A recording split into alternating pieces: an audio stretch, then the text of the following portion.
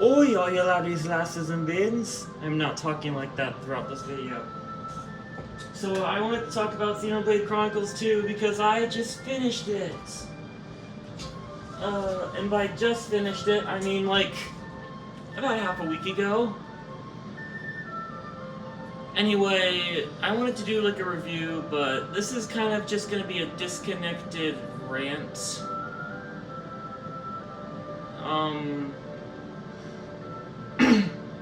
So, where should I start? I mean, I really love this game. Like, really love this game. As I'm ranting, I'm just gonna run around and, like, pick up collectibles or whatever. You might hear Flora heals an aching soul a lot. Excuse me. So, like, first of all, there should be, right here, one of my favorite heart-to-heart scenes takes place, which shows a bit of Morag's character development, where basically Pyra tries to get her to cook, but, you know, she's kind of dense, so, and by dense I mean she's always on edge. When they're trying to cook the crab, she thinks it's attacking it, so she freaking kills it, and Bridget's like, "Good job, my lady," or whatever she calls her. It's a new day, everyone! Look alive! Rex, please, I'm talking. It's both sad and funny. It shows that she almost never lets her guard down. Anyway, now that I'm done ranting, I can get to my main point, which is just why this game is so freaking good. I got into this back in 2019 because, here's how the story goes. So, basically, I came home from school one day, was playing Smash Ultimate, and I rather enjoyed getting the spirits, unlike most people. I was on the spirit board and saw Pyra, and I'm like, oh yes. This continues my obsession with red-haired anime girls, which started with Urza Scarlet from Fairy Tail. So I wanted Pyra spirit, but she had like a fire floor thing. Come on, I'm so close. No! She had the floors were set on fire. So, the floors were set on fire, so, like, I constantly took damage, and I didn't have any of the fire resistance, spirits. But I kept trying for like an hour. I was so determined, and Mumi was there too, but I didn't get her. Luckily, I ended up getting her at a shop. But that just shows you how determined I was to get Pyra. Where's Pyra? Oh yeah, I should mention, I did in the thumbnail, but like, major spoiler warning, I'm gonna be spoiling the entire game in my review.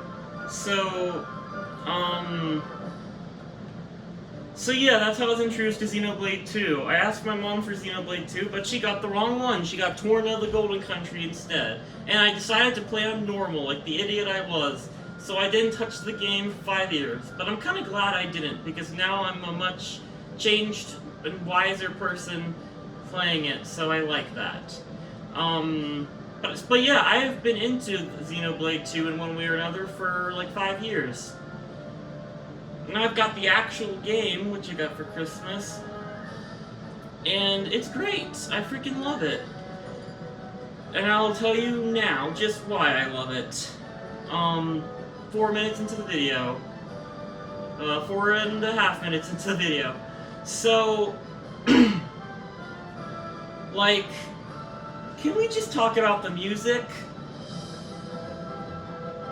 So, like, when I got to Argentum for the first time, I felt that magical feeling, and I'm like, is this how RPGs are supposed to make you feel? I haven't played many RPGs, but I know beginning an RPG is meant to start like starting a grand adventure and just feel so magical. And this Argentum and this freaking music really made me feel like I'm on a magical adventure. I know that sounds a little corny, but like, isn't that what every good RPG should do? I mean, to a degree. Like, it's just so good, and I had a feeling this is going to be a magical game when I was in here in Argentum. The music in Xenoblade series and this game is absolutely phenomenal. And I could go on and on about each track and how special they are. I'll be trying to do that place by place. I was just going to go over the game's main story and talk about how cool it is. Also, look, this outfit is cool.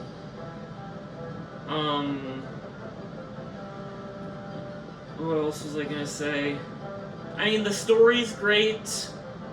The story is fantastic. The music is phenomenal. The gameplay, fighting, is actually quite addicting. And I would know because, how many hours do I have in this game? Let's see. 80 hours or more. And if I go into the save menu, we can see exactly how much I have. Let's see. 79 freaking... And that's 79 and 40 minutes. And 79, 40 minutes, 30 seconds. So, I'm starting with an overall, like, look at the game. Maybe I should... My voice sounds a bit weird. Never mind. So... What was I talking about? The characters, I mean, don't even get me started on how I love the characters. I'll talk about that each of them individually and how great they are. The voice acting is great, although it is very wonky and sometimes, especially with Petrolka and Mikhail. Not that they don't have their moments of really good voice acting. But I think it's mainly in part because of they have to match up with the Japanese lip syncing, and that must have been hard to do that, you know? I'm feeling a nighttime vibe. The appreciation. Also, I was telling someone else about this exact same thing, so it reminds me of that. So... No, I won't at midnight. Sorry, I'm always very particular about things. Okay, so my only major complaint with this game is the navigation system. And by that, I mean it's so hard to figure out to know where to go. For example, I didn't even... So maybe... Okay, maybe this part's my fault. But you see this here? I was meant to go higher for a mission. In fact, for one of the side quests I am right now. But I never noticed this staircase right here until like halfway through the game. And I'm like, oh, there's so much more up here. And then I saw this. Yeah, I needed to do it for... I didn't even see this. I kept climbing and reached Chana's bear room. Chairman Bonna's bedroom. Gosh dang it. Oh, they're sleeping on their back. They're like Kirby. They're like furry Kirby looking things with feathers. Anyway, can't do side quests right now. I'm busy talking. So, let's talk about the... So, with that out of the way, let's talk about the game from the start. So, sorry about that. I really love... First of all, this is some cool... exploration. I love the opening of the game and how Rex is a salvager. I feel like that's such a humble beginning, and it really immerses us into this world. Overall, I love the introduction of Torna, and the characters. And Argentum, as I said, is just such a magical place.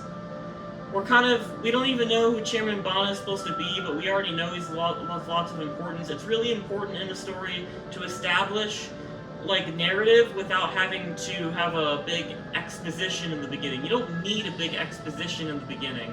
that'll often intimidate people. I mean, I like me some exposition, but normally when I'm starting a game, I just want some basic knowledge, you know? I don't know, it could depend. It really depends. But the whole salvage it thing is really cool. Especially that one scene when they're on the... I told you this is an unhinged fangirl rant. Especially that one scene when they're on, like, the maelstrom. We're talking about chapter 1 right now. When they're on the maelstrom and everyone's like, gear up and prepare to dive. That's so cool. And I gotta drink water.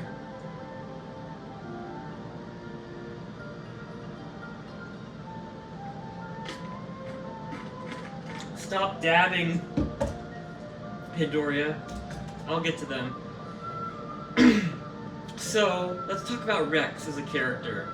I freaking love Rex! I don't care what shit people give about him. I really, really, really love Rex. He's such a wholesome guy, and he's so corny that I love it. His voice acting can be a bit wonky sometimes. His voice acting can be a bit wonky sometimes, admittedly. But, like, when it happens, I'm just like, Rex being Rex. And I mean that in a good way. It's cute. It's just a cute game, you know? Though I was learning about the lore of Xenoblade before playing the game, I expected it to be darker, so I was pleasantly surprised to see that not much of the game is that dark. It's only really the last few chapters, like starting chapter 7 or so is when the game gets really dark. But besides that, it's a really cheerful and magical game. Anyway, I'm wondering if I have much more to say about chapter 1. It's a really good introduction. I love how he sends money back to his parents. That's wholesome. The opening sequence with Pyra, while a bit innuendos, I love. Also, I'll briefly talk about my thoughts on Pyra being so overly sexualized. So Pyra, here's the thing. First of all, I think Pyra's hot, obviously. Second of all,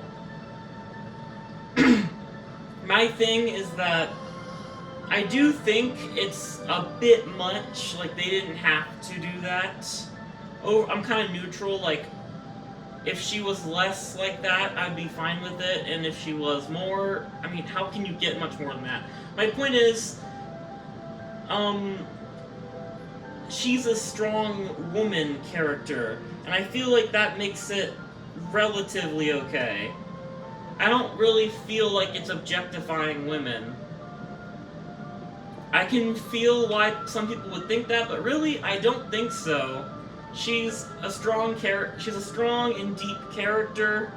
I mean, in content trigger warning, I guess, she tries to off herself at like every possible turn, which is really weird. It's because of her guilt of all the things she's done, even though she obviously didn't mean to sink Titan continents. But like, it's annoying, which honestly is what is stopping her from being my favorite character. I know that's kind of a stupid reason, I guess. Maybe it's not a stupid reason. My favorite character is Nia, by the way. Where are you, Nia? There you are, cutie. Nia's actually, for some reason I wanted a self-insert character, and Nia's my self-insert character. So, I really don't have much more to say about Chapter 1. It's a really good introduction. Chapter 2. And we can talk about discount Gar planes. That was the first thing I thought of when I got to Gormat. Honestly, when I got out into the open plains. Let me go to the lower level. I haven't been there much. I can't teleport there? Oh, because of the rising tides and whatnot.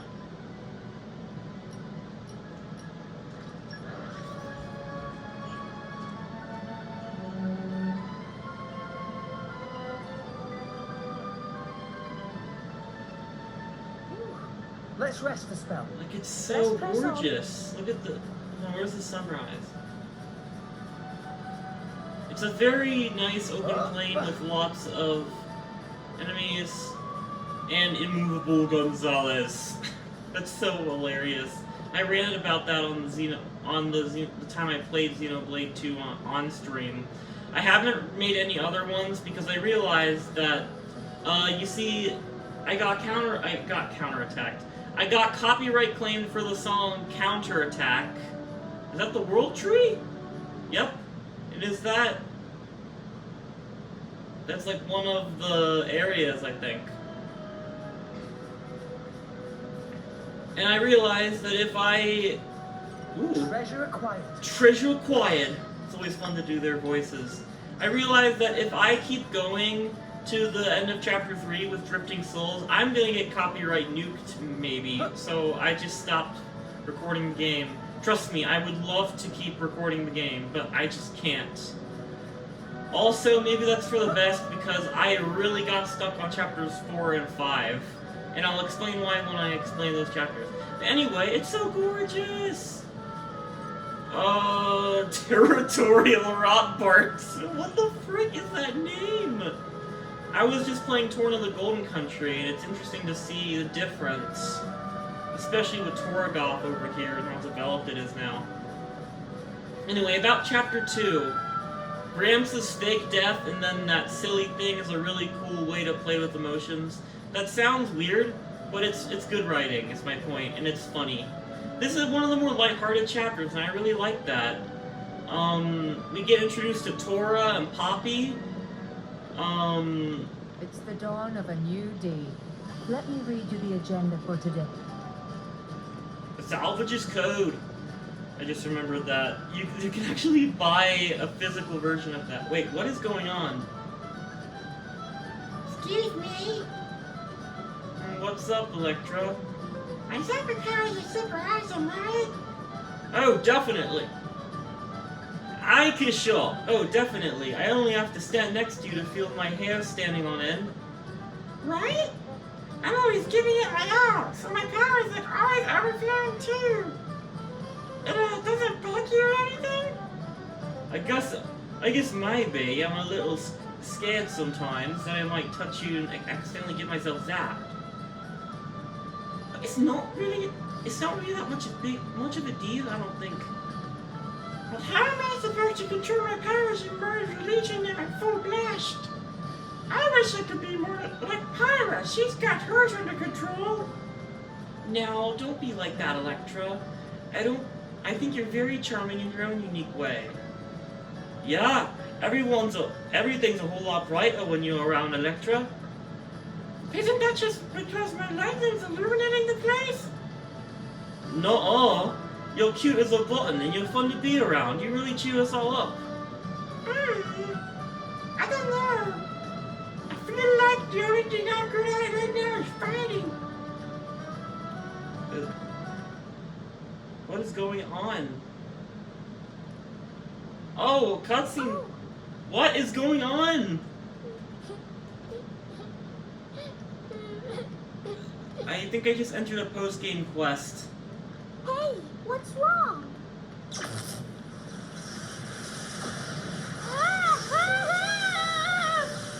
What the? Oh, I'm so sorry. He's like, what the frick, mate?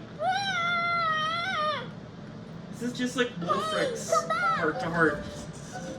Except with voice acting. I was just trying to help. I never meant to hurt him. It's okay, Electra. It was just an accident, right?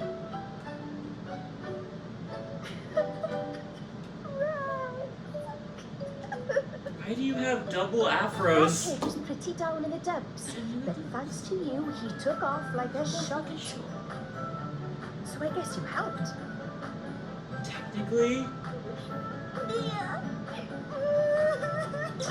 Oh my gosh.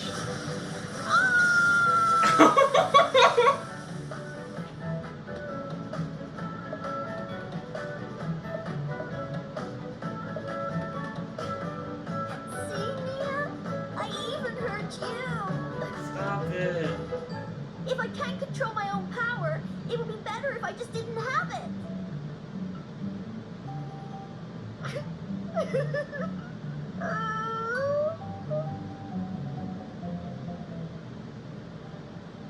Is this a side quest or something? What is this whole side plot? Where's Electra? Can't see her anywhere. I put her in my party because she gave me more HP. Big thunder crash? That Electra, all right. How the heck did she get over? Come on, Rex, let's move. Right, let's make for Electra. Is this a side quest or something? Yep. I am in the middle of a freaking review. No thank you. Anyway, this really is an unhinged rant. Okay, so Torgoth is a really magical place. Let's get it nighttime. I love Torgoth at the nighttime.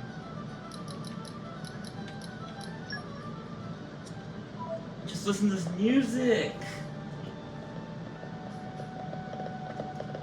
It's just so freaking... Look at this!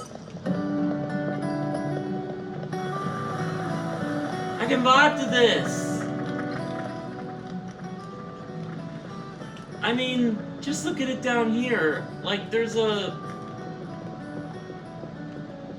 Isn't there like a trunk village? Or maybe that's somewhere else. It's just so gorgeous. It adds to that magical feeling that I was talking. This is the area. Oh no!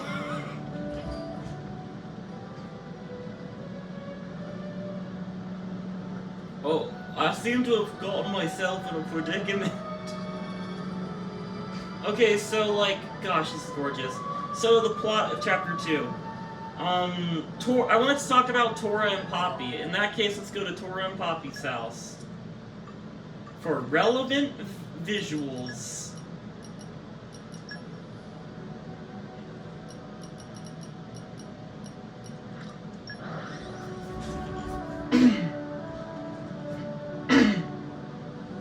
We're here.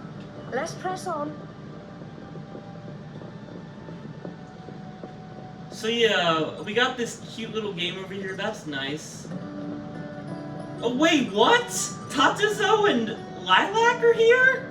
I didn't know they made it back here safely. I thought they both died. Well, I didn't think Tatazo died, but Lilac is alive, yay!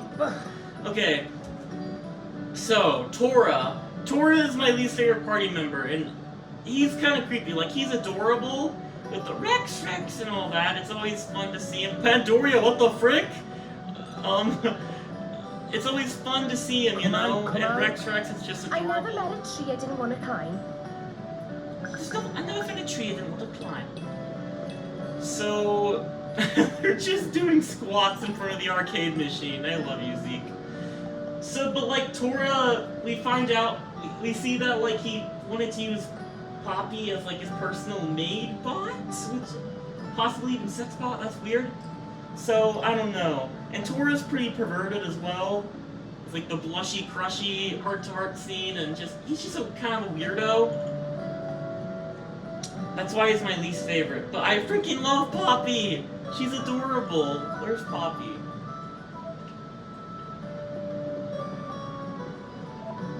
This really is an unhinged rant. But like in a good way, I hope.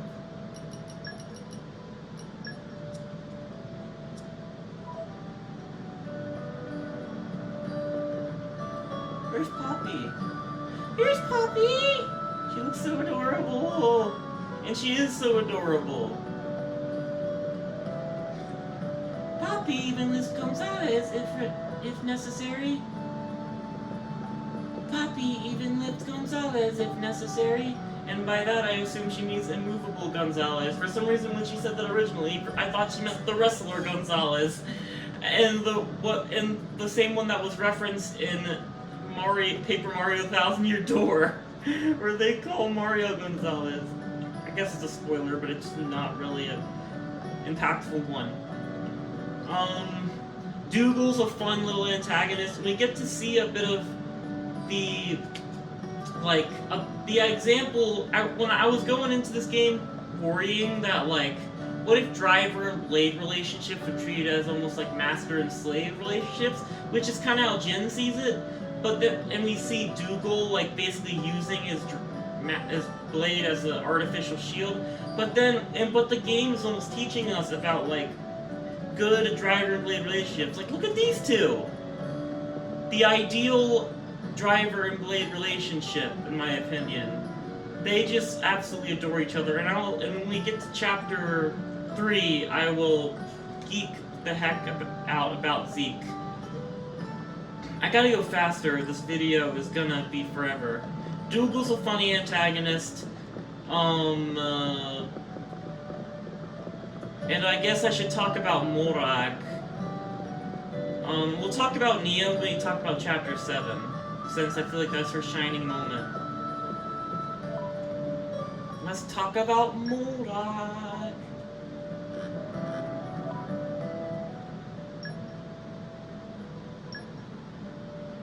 Actually, we should do that when we're talking about Chapter 4.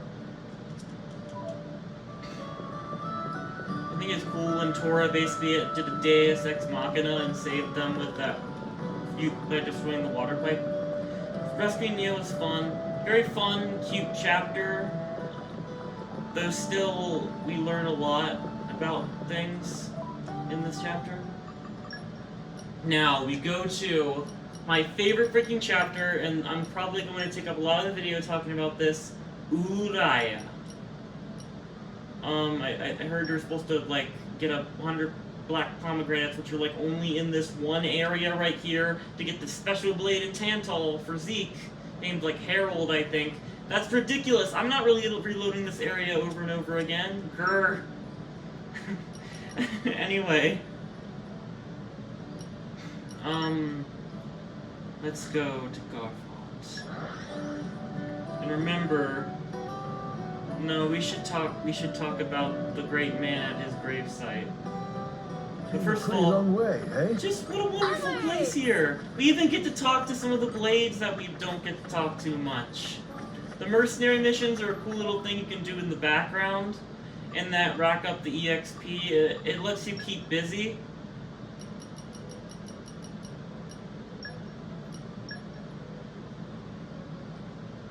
And I think it's time we talk about the greatest warrior to ever exist. Let's go. Onwards!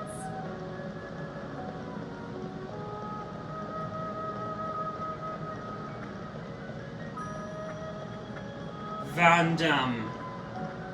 I almost said Xenoblade Chronicle 3 spoilers. Okay, so... First of all, that is gorgeous World Tree back there, because at this point in the story, Uraya has been moved closer to the World Tree by Amalthus. My mom found a legendary blade here, and I was like, thanks, Van Damme. Come out, come out.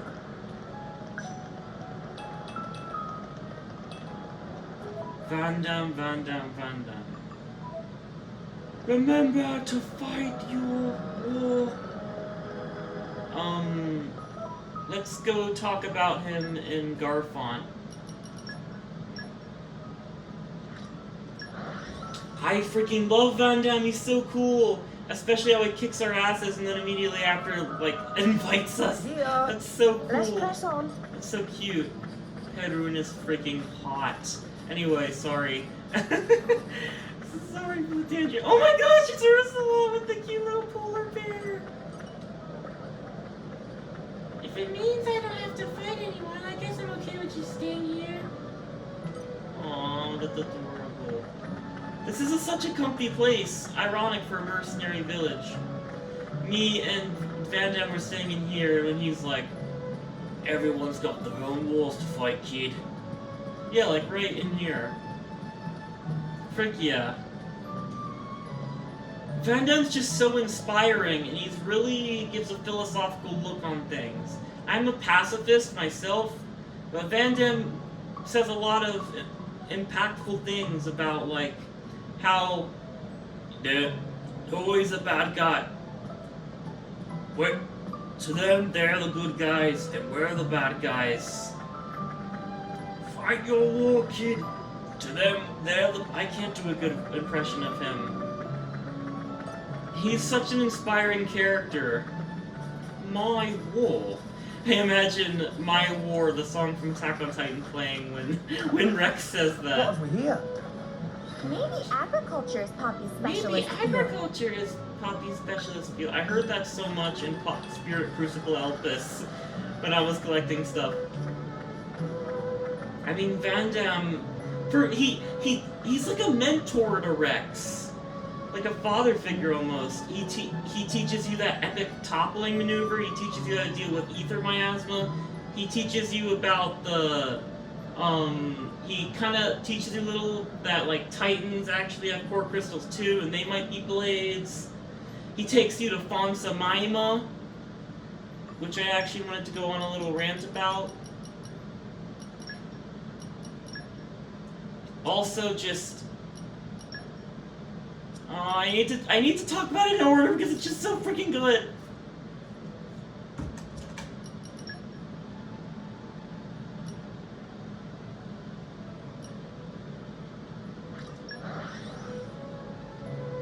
My point is, Van Damme is just the best. Refresh and set off again. This is where we encountered the great Zekinator, and he fell down there.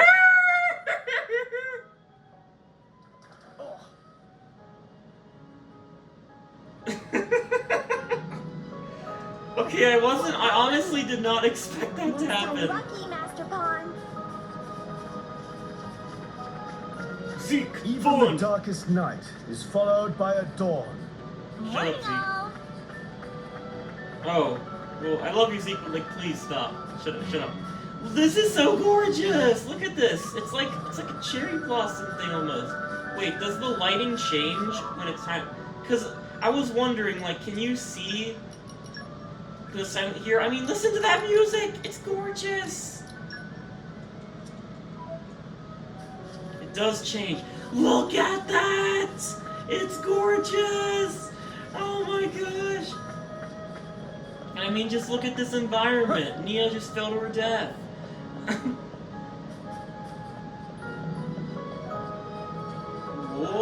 Whoa! Not again!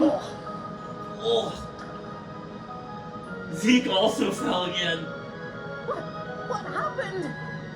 Next time, lucky, Master Pawn.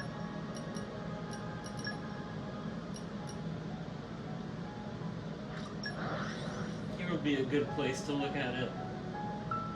Even though this is really confusing to navigate because you're supposed to go on like these paths to Fonsa Maima rather than the huge freaking staircase in front of it. You see that huge staircase? Yeah, you can't get to it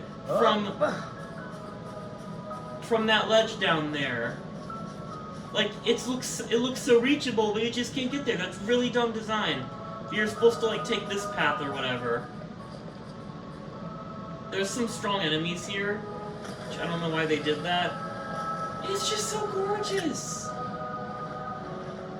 Like, it's unspeakably gorgeous.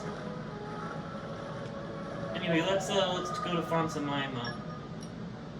I can't have this video be too long. We're 30 minutes in and on chapter 3.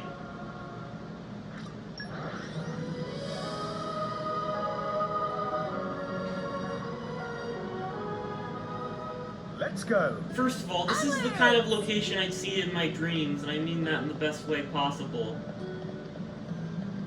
And this song, the Fonsa Maima night theme, has actually put me to sleep before.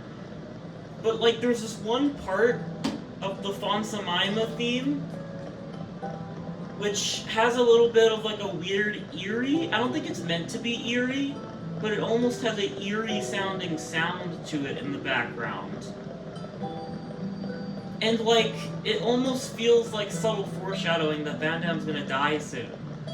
And I felt like that's really clever if that was intentional.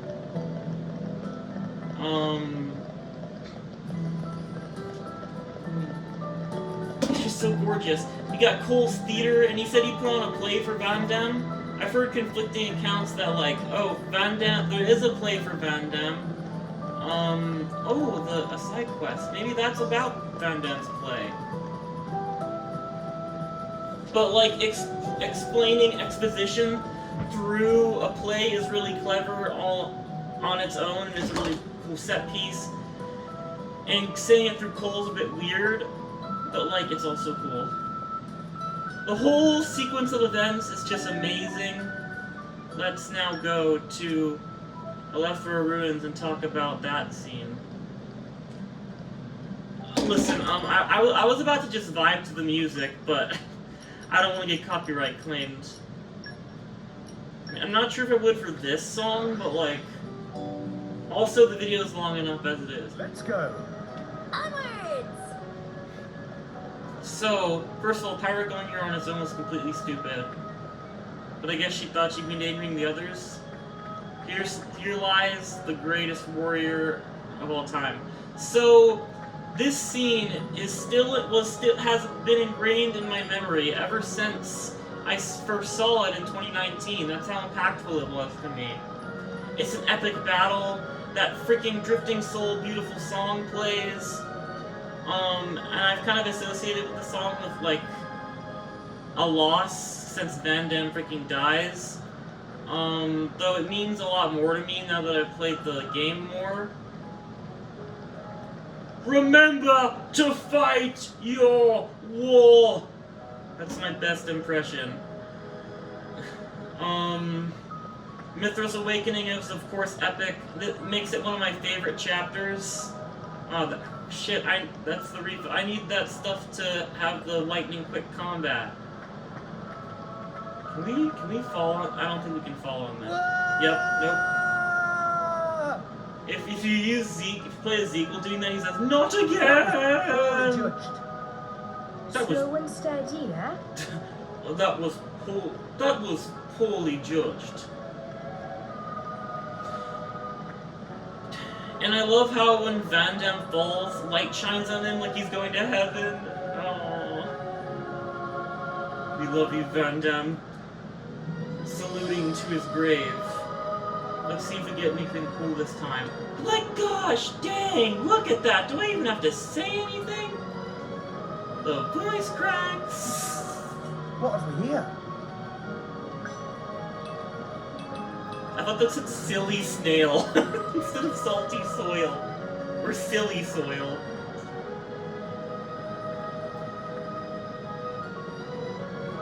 But yeah, when Rex is crying over Van Damme's body, I feel like it's really realistic. His voice reaches an unnaturally low pitch, which is something that happens when you cry. So I feel like that was really good voice acting. In fact, it made me cry. Yeah, it made me cry.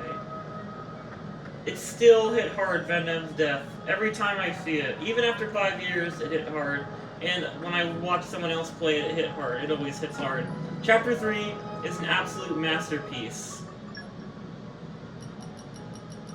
Now, let's talk about Chapter 4. We need to go faster or else this video will be like an hour long. I mean, who cares if it is an hour long? And man, I don't think anyone cares. I'm just gonna speak from my heart. We came a pretty long way, eh? Onwards!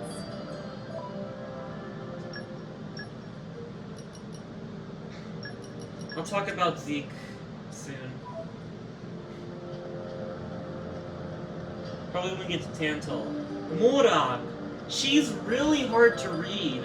I feel like she goes through a lot of development, especially since she fought us, and you can see that, like, oh, they hesitated. That's probably the best impression I've ever done of her. I'm sure even a cis woman would have a hard time trying to replicate her voice. Also, why does Bridget never open her eyes except for like a couple times? Look at Tora. So I love Morardaine's like industrial desert-like setting. It's really cool. Also, yeah. I love how there's like an elevator in the palace. That's cool. It's very fun. Moradane's very fun to explore. However, it is an absolute pain in the ass to figure out where to go. Like, I was stuck so long in this chapter trying to figure out where that dang old factory is. Little did I know, it was in the lower level, which you can only access from this remote path underground. How the frick was I supposed to know that with the limited knowledge that I have? You know? I had to look up so much. It was so annoying. And that's not even the most tedious chapter for me. And set off again. And it's not that I don't like chapter... oh my gosh, look at that. It's not that I don't like this chapter. Far from it. It's one of my lesser favorites. Doesn't mean it's not good.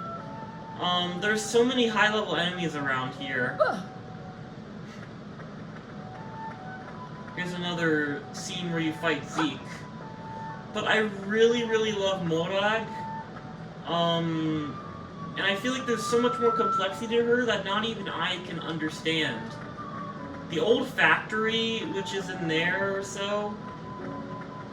This song's a banger, by the way. More so the daytime one. All the songs in this game are bangers. But like, the factory, one of the most annoying locations in the game, even though I like factory settings in games. The music is way too much. It's a good song, but it's way too much. And Lilac killed me almost more than any other boss in the game, besides a particular Chapter 5 boss that we'll be getting to soon. Moradane's really cool, and yeah, that's about all I have to say about Moradane, really. And oh yeah, about Chapter 4. I think it's cool how we see the other, the other artificial blades. Also, I know, like, Tora It's the used dawn of a his new day. blueprints Let me read you the of his- agenda for today. of his... Why is all this shit around me? What is that? What if I change to another character? Zeke von Genbu! Also known as... Why is that around me? What is this shit? I don't know what this shit is. Sorry, I'm just weirded out. I thought it was a glitch or something. I really don't know. But... is it because it's cloudy? So... about Akos. I think it's really funny how he, like, says everything's like a play and... that sort of thing. He uses that sort of language. Let's talk about Chapter 5! First of all, like, the Cloudway is so gorgeous! But like, why? Why did they put level... Okay, this is so ridiculous, right? So, this is where you start off. And they put, like, level 30-something enemies here, and you're meant to be around level 30 in this level 35-ish in the game. Then they put, like, level 45 enemies in this Cloudway, which is beautiful, mind you, but, like, it's so annoying. And then on the other side, they put normal level enemies. That's bad game design.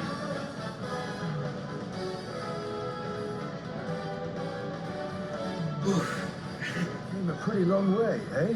This is such a gorgeous little place. Aunt Karine is such a sweetheart. I love all the cutscenes here, all the extra dialogue. Wolfric has a cute scene right here. Cute heart-to-heart. Lots of good heart-to-heart scenes here.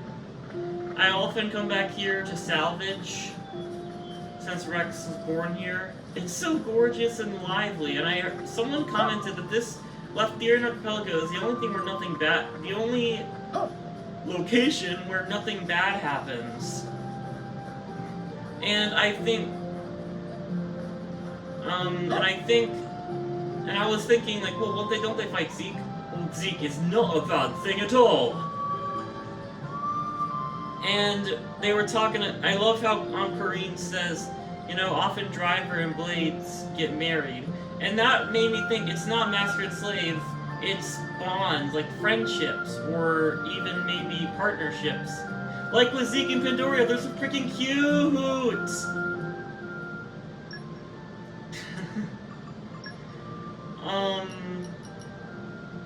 I can't go to Indul because, reasons. It's like a really cool location that makes it feel like the Vatican. And it's pretty ominous, and I love and how they show Malos as Amalthus briefly. Hayes, I feel like, doesn't get enough screen time. I wish she said more. And I feel like Van Damme, I don't really mind him being killed off so early.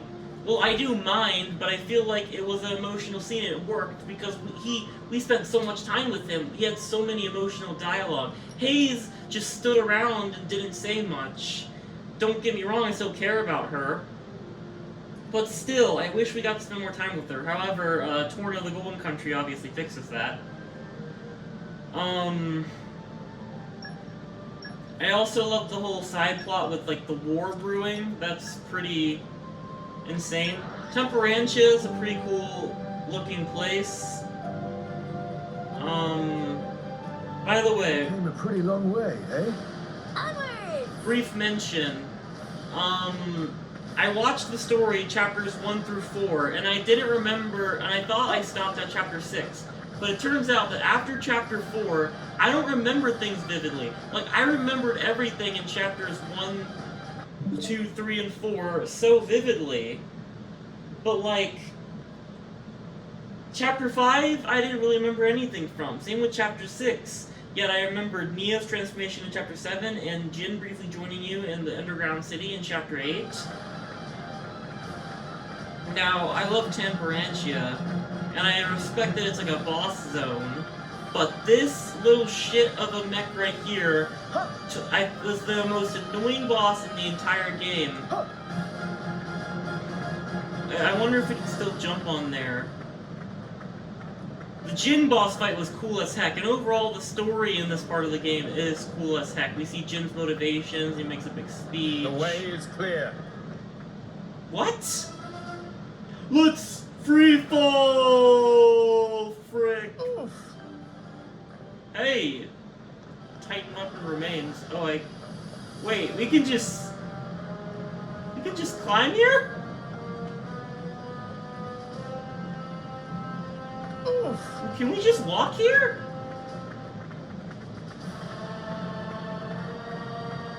Oh, yeah, we can! I had no idea. Is that a boss? I'll have to fight that mini boss later. Also, Zeke is just a pile of wisdom. We'll talk about Zeke now, because we're going to Tantal. Oh yeah, I like how in Indul you have to resolve like a conflict and stop a war from starting, and literally when I was rewatching and Nia saved Niall's life, I literally was like, oh my gosh, you're the best, Nia, and I freaking kissed her. I mean, I blew a kiss, obviously. I didn't kiss my freaking TV screen.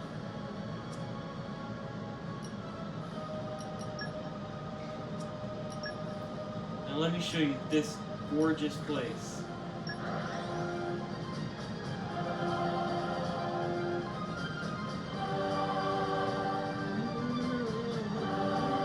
But Aishma's core was so annoying because of that spike damage. Every time I hit it, I took damage too, and it took me forever. I learned that you could get spike resist from the Indul accessory market or something, or it turns out it was an Ox core. I tried to grind enemies to get it. I couldn't freaking find it anywhere. I just had to suck it up and deal with it. And then they had the goal to make me fight Aishma's core again after you fight Jin. Long journeys make Dora tired. Okay, now that I'm done venting about that, we get to go to glorious Tantal! I almost just fell off this cliff. Bridget did fall off that cliff.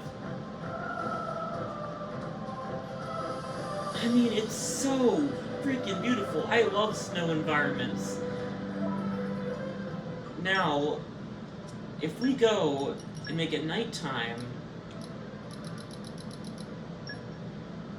And we go down to the lower level.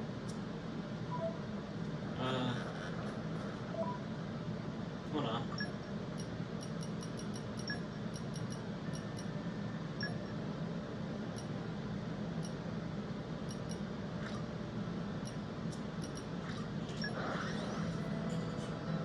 First of all, this song is Off we go. absolutely Refresh and start insanely again. good. Whoa! Skateboard rolling around at the speed of sound. Look at Morag in the back. I mean, just look at this. Look at this. This is my home Tantal. It's gorgeous. It's something out of my dreams, and it's been snowing in my hometown here, so it fits even more. So,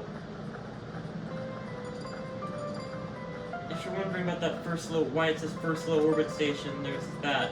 There was this mini boss here that like you have to fight like 10 smaller enemies while you fight the big boss. Anyway, while I'm running around here and Theoso here, I'm gonna talk about Zeke. Zeke von Genbu. You knew I was gonna talk about him. He was in the thumbnail. So, Zeke von Genbu is the freaking best. First of all, I love Chunies. Megumin from Konosuba, Okabe from Steins Gate, Gundam What's Tanaka here? from Danganronpa, Agriculture is Poppy's specialist field. and of course Zeke von Genbu from, I'm about to say Danganronpa, from Zeke von Genbu from Xenoblade Chronicles 2. I love how he's like a comedic villain at first, but he becomes so much more than that. I was talking to a friend and they told me that Zeke is their favorite character because they don't have to pretend to be mature. Like, because they are mature, even if they like to act silly or whatever. Something along those lines, he said. First of all, it's absolutely adorable how they're in sync. I might as well just let them move and do their thing because it's absolutely adorable. Let's find a good viewpoint. So, like, my left pec aches for... he says something like that.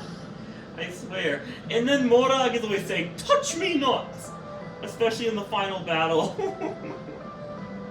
Pandoria, why are you doing it? Also, I love how that after a specific scene in Chapter 7, Pandoria's So after we find out Zeke's backstory in Chapter 7, we see through Pandoria's glasses, and that's freaking cute! Look at Pandoria! She gives me gender envy. Neo also gives me gender envy. Anyway, Zeke is just the best. He's given wisdom almost like Van Damme, except he's like Van Damme with a side of silliness. I love how he just so selflessly tries to protect Rex and the party in Chapter 6, especially when he, like, instantly reacts to try to save Pyra from the cannon. And he's just so wise. He's always bringing up wisdom. I love the part in Chapter 9 when he says, like, "Rex, do you love this world?" And he's like, "Yeah." And then he's like, and he goes on a rant about Amalthus and how if someone had hated themselves and had the power to be up there, imagine what they'd do to the architect. He's just, in all the philosophical conversations he had with Amalthus, saying that I'm strong, so I don't need to kill. And then Amalthus says, "I guess that makes me weak then." And how Amalthus comes back in Chapter 9, and we see that Zeke truly has become stronger. It's so satisfying. I really need to speed this up. The video's getting super long. The Osovir, it's really cool how that has like its whole own thing. Alright, well, now let's talk about Nia. First of all, I adore how they handled Nia's transformation. we get. Came a pretty long way, eh? Onwards! Let's play as Rex. And Nia with Nia in her true form. You deserve to be here too, Zeke. Look at you, Nia! What is that thing? Oh my gosh! I can fight it now since I'm in level 60s-ish. This is a cool dungeon. It really puts your skills to the test. But this scene in here, first of all, there are so many Adam clones. It reminds me of the Metal Gear Rays fight in Metal Gear Solid 2. Xenoblade 2, Metal Gear Solid 2? Weird resemblance. I love how Adam basically says to protect Pyra and help cure her depression in the scene. And then we go to the Cliffs of Moritha, where we help Pyra and Mithra and convince them to come back. It's so wholesome. Chapter 7 in general is amazing. And how Bridget slaps Rex and tells him that Pyra's suffering so much right now and she didn't want to exist. And then we get from Poppy, she's about to punch him, but then he rubs his face. It's so cute!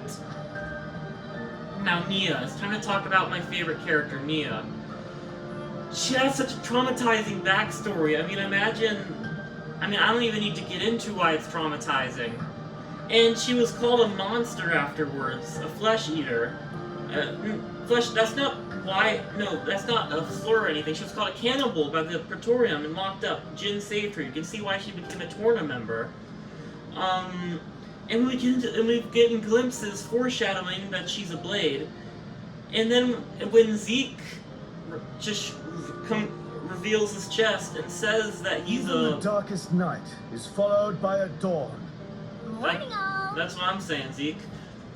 So, I've said thank you, Zeke, and that's what I'm saying, Zeke, so many times throughout the series, throughout the game.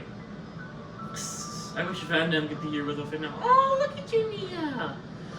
So, Zeke reveals his backstory, which, first of all, that's Pandoria, the level of connection she has with him is adorable, and you can really see it in the flashback.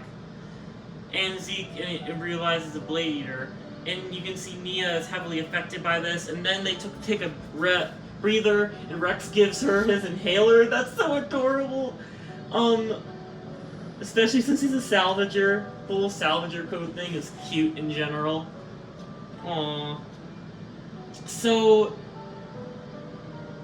Nia keeps debating whether or not she should tell them why she was a flesh eater. And I'm like, why are you so afraid of telling them? Cole's a flesh eater, they know that. Zeke's a blade eater, they know that. And we overhear Nia, I need to take a drink of water.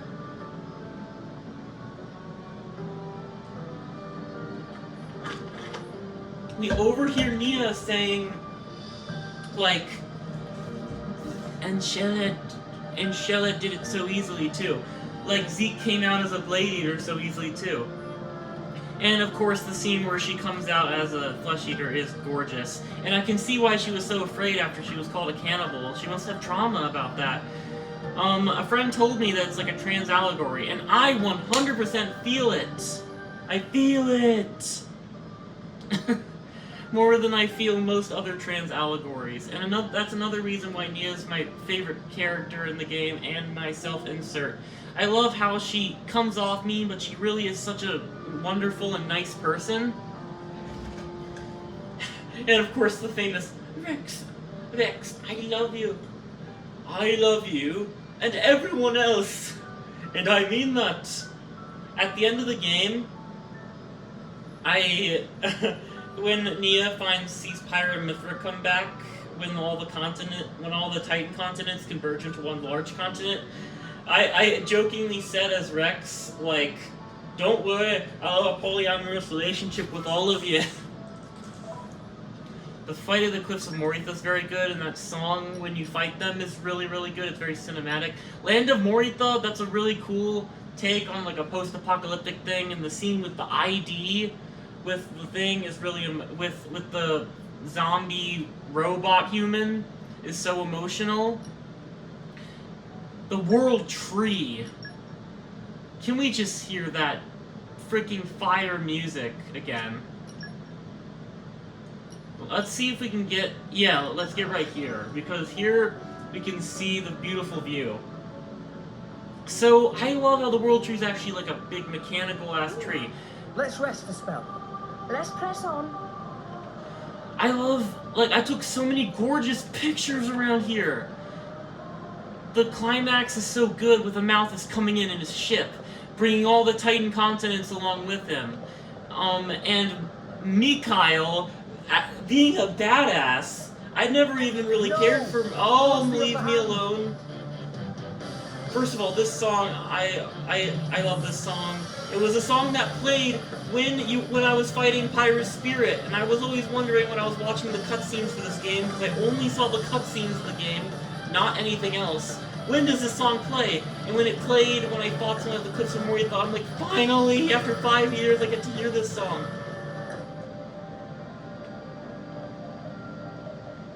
Now this song, World Tree song, is so gorgeous. It feels like some sort of 80s rock or like mechanical.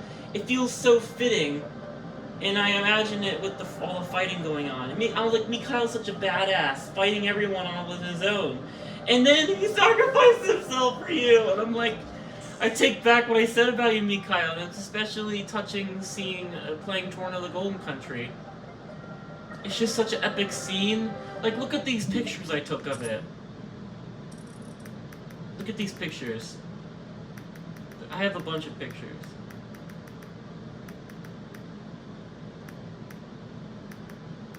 Where are they?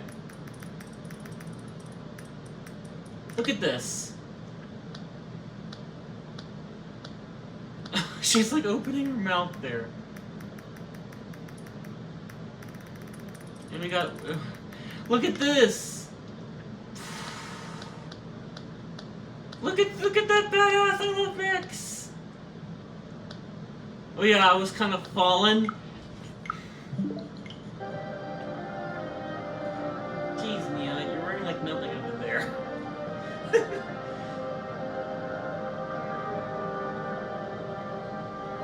So good. I'm probably gonna use the World Tree theme in like a short film or something. It's so totally not what you'd expect, and it's kind of hopeful, like you're getting there, you're at the end of your journey. Keep going! So good. Now, when we get to that hallway, the Merguez Gateway, we really... Oh my gosh, why is that in there now? I love Jin's sacrifice and how we suddenly care about Petrovka and Akos. Jin's sacrifice is one of the coolest moments in the game, especially how the Malthus is talking about his past and what a fricked up past he has, and he sees his mother again before getting sent off. Like, geez, you're gonna make us feel for every character. And when my mom was watching the game, she says it reminds me of one of your stories, and that made me really happy. Anyway, that's it. For Chapter 9, which was a beautiful chapter, we get to see this three-way conflict in Jin's sacrifice. Truly was a splendid soul, as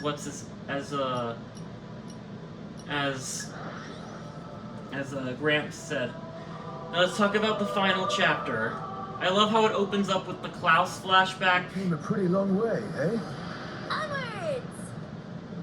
Oh, I feel like this is a really cool plot twist, because I like to think this was some sort of, like, civilization they were trying to grow in this space station, but now it's all died out, because no one's taking care of it. And you go down to that church, go down that escalator. It's really cool that it's an escalator.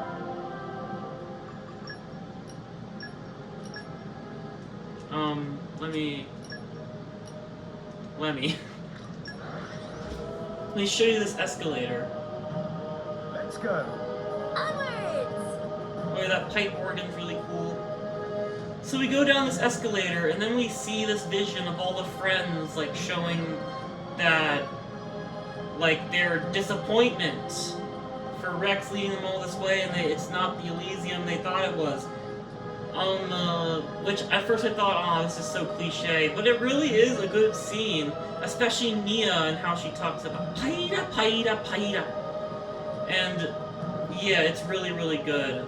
Though I did feel like it was trying to force my emotions a bit, and I knew it was fake, but I guess that's kind of the point. What is down here? I don't even know what's down this way. Is it the architect's room? Meeting with the architect is really cool, though he never really answers what Elysium is, just the backstory. However, I think him saying, I didn't interfere with Amalthus because it was fate, that is so stupid! But at least he says, fate is about to change because of, because of you and Numa. That's really cool. And I love when he says, Galea, I finally, maybe I can finally face you again. That's so meaningful coming from the first game where they're literally trying to kill each other, Zanza and Mayneth. And I love how he's like, so you have my answer too, and he tells him a freaking salvager code thing where he says he's gonna have a drink with Malice. That's adorable. Now for the finale of Xenoblade 2, it's just so good. I love how he tries to get to Malos even after all this time. And, first of all, badass mech he has, because of course he does. I love how we see the destruction of all the different cities we've been across the game, over the course of the game. Oh, I guess that's a picture of what Elysium's supposed to look like. Just look at that. I love how it's like a space station, sci-fi-esque stuff. Also, you fight robot motorcycles. What more do I need to say? Look at this giant epic mech hangar.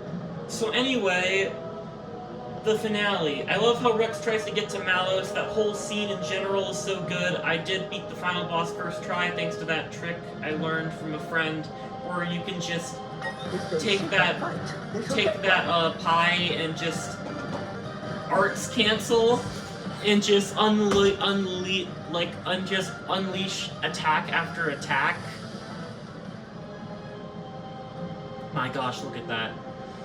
Okay. ready Artifice to go. Colossus. I had to fight some of those. And that's when Morak was saying, touch me not! Well, she said that a lot throughout the game. Okay. And, ready to go. and I, of course, since I saw summaries of the game before, I knew Numa was gonna live in the end, but they really trying to convince you that she's gonna die. Even after Rex went through all that effort to get her to come back and not sacrifice herself. But she still ends up trying to do it. And then Zeke says something along the lines of, a real man has to accept what their lover, what a woman wants. And I'm like, Zeke, I really have to disagree with you here. You can't just let Pyra do this. That's dumb. But the scene in general is good, and it really takes a good 5 minutes while Rex and there are just standing there. And I realize it really does feel like a movie with that epic escape and so sad. And the freaking credits were like in memoriam to Pyra Mithra. I'm like, really? They're really playing with our emotions here. My mom was like, if the game ends like this, just no. And I was trying to keep my mouth shut. I had to plead the fifth so I didn't spoil her. And I think all the continents converging being the true Elysium is a really good plot twist. I can't go in here because that will start the final boss again.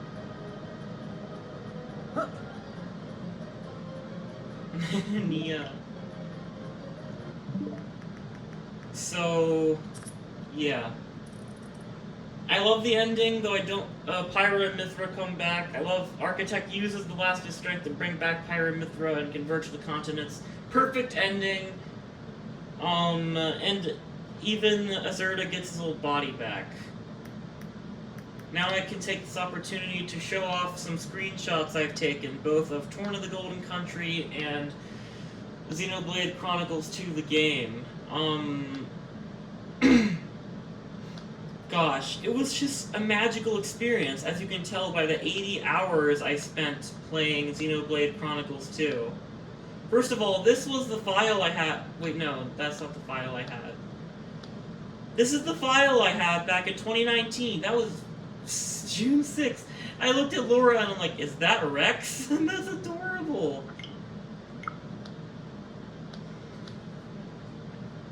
Level 69 Zeke, nice. Oh, look at that new title screen. This was when we were all about there. Oh yeah, I was at the Leftherian Archipelago right before going to the final boss. There's lots of cool heart-to-hearts. Also, that's creepy. He's like fading out almost. I never got Poppy, like the Poppy's final form or whatever. No, that's so cool looking. This is a final battle, and we won. I'm gonna have polyamorous relationship with Pyra, Mithra, and Mia. Everyone wins. And that is my review of Xenoblade Chronicles 2.